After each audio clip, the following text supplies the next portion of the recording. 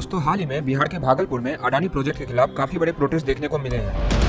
लेकिन ये पहला ऐसा प्रोजेक्ट नहीं है। पिछले कुछ सालों में अडानी के प्रोजेक्ट के खिलाफ देश में काफी बड़ी बड़ी प्रोटेस्ट देखने को मिल चुके हैं, जिनको मीडिया ने शायद ही कवरेज किया हो। आइए जानते हैं ऐसे ही कुछ प्रोजेक्ट्स के बारे में। पहला है मुंद्रा प्रोजेक्ट। गुजरात के कच्छ में बना मुंद्रा प्रोजेक्ट अडानी ग्रुप के सबसे कंट्रोवर्शियल प्रोजेक्ट्स में से एक माना जाता है। ये एक मेगा प्रोजेक्ट है जिसमें पोर्ट, स्पेशल इकोनॉमिक जोन्स और थर्मल पावर प्लांट का बिजनेस एक साथ ऑपरेट होता है। मुंद्रा पोर्ट का काम तो 2000 के आसपास शुरू हुआ था, लेकिन सबसे ज्यादा विवाद उठा 2009 से 2013 के बीच, जब वहाँ के लोकल लोग और फिशरमैन कम्युनिटी ने अडानी सेज और पावर प्लांट के खिलाफ बड़े प्रोटेस्ट किए। इन प्रोटेस्ट के बाद सेंट्रल गवर्नमेंट की ministry of environment and forest ने एक कमेटी बनाई थी, जिसमें ये पाया गया था कि अडानी पोर्ट्स और सेज ने अपने एनवायरनमेंट अप्रूवल्स के कई नियमों का उल्लंघन किया है, जैसे मेन ग्रुप्स का नुकसान, क्रिक ब्लॉकेज और पॉल्यूशन। और फिर इसी के बाद गुजरात हाईकोर्ट ने 2014 में मुंद्रा सेज के अंदर चल रही 12 मैन्युफैक्चरिंग यूनिट को बंद करने का ऑर्डर दिया था, जब तक उनके क्लियरेंस ठीक न हो जाए। बाद में कुछ साल तक लीगल और रेगुलेटरी प्रोसेस चलते रहे और 2015 के आसपास सरकार ने कुछ अप्रूवल्स और कंडीशंस के साथ प्रोजेक्ट को आगे बढ़ने की इजाजत दी थी। आज भी मुंद्रा प्रोजेक्ट के अगेंस्ट लोकल्स के द्वारा एनवायरमेंटल इंपैक्ट और लाइवलीहुड को लेकर प्रोटेस्ट चलते रहते हैं। दूसरा है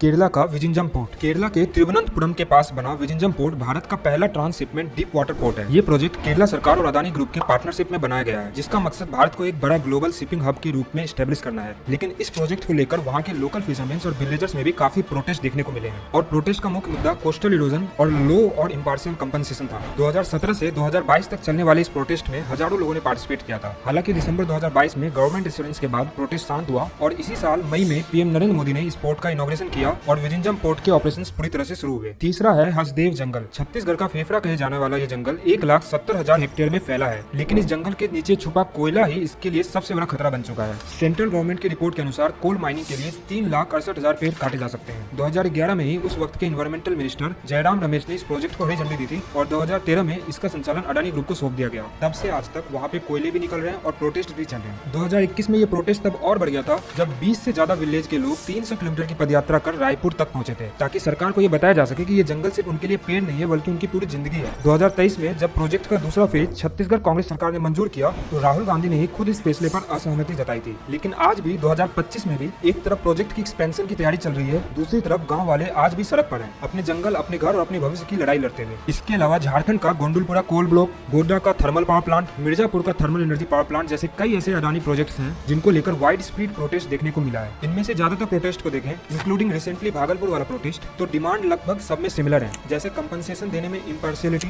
इनकम इश्यूज, लाइवलीहुड थ्रेट्स और इन्वायरमेंटल कंसर्न्स। हालांकि ज्यादातर प्रोजेक्ट्स जो वर्क कर रहे हैं, कोर्ट में चैलेंज करने के बाद, कोर्ट के ऑर्डर्स के बाद ही फंक्शनल है। लेकिन सवाल तो ये बनता है कि जो एश्योरेंस उनको मिलते हैं डॉक्यूमेंट साइन कराने वक्त कि फ्यूचर में आपको ये मिलेगा, ये बेनिफिट्स मिलेंगे, अगर वो बेनिफिट्स उनको फ्यूचर में नहीं मिलते हैं तो इसकी गारंटी कौन लेगा? क्योंकि एक बार एश्योरेंस देने पर प्रोटेस्ट तो जरूर शांत हो जाते हैं।